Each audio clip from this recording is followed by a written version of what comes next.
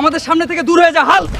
দেখছিস না আমাদের বাইক আর তোর ভাঙা সাইকেল, তোর জন্য আমাদের ইজ্জত নষ্ট হয়, তোর সাথে বন্ধুত্ব রাখতে পারবো না। হায় রে জীবন, টাকা না থাকলে একসময় বন্ধুরাও খোটা দেয়, আজ আমাকে সবাই দূরে সরিয়ে দিল। একদিন আমি তাদের থেকেও বড় লোক হয়ে দামি বাইক চালাবো। স্যার এই বাইকটার দাম কত? আমার এমন বাইক কেনার অনেক শখ। বানরের দেখছি চাঁদে যাওয়ার শখ হয়েছে। এই বাইকের দাম 25 লাখ টাকা। মুরদ না থাকলে এখান থেকে ভাগ। আজকে সবাই আমাকে অপমান করছে, কারণ আমার কাছে টাকা নাই, বাইক নাই, কিন্তু আমি শপথ নিলাম আমি ওদের থেকেও ধনী হব, সবাইরে দেখায় দিব হাল্ককে। স্যার, আমিও রেসলিং করতে চাই, প্লিজ আমাকে নেক্সট ফাইটের জন্য একটা সুযোগ করে দিন। ঠিক আছে হাল্ক, কিন্তু মনে রেখো থেনোস একজন ভয়ঙ্কর ফাইটার। হাল্ক, তুই তো একদম কাঁচা খেলোয়াড়। নে, এখন আমার মায়ের হজম কর। থেনোস আমার পকেট খালি হতে পারে, কিন্তু আমার গায়ে জোরের অভাব নেই।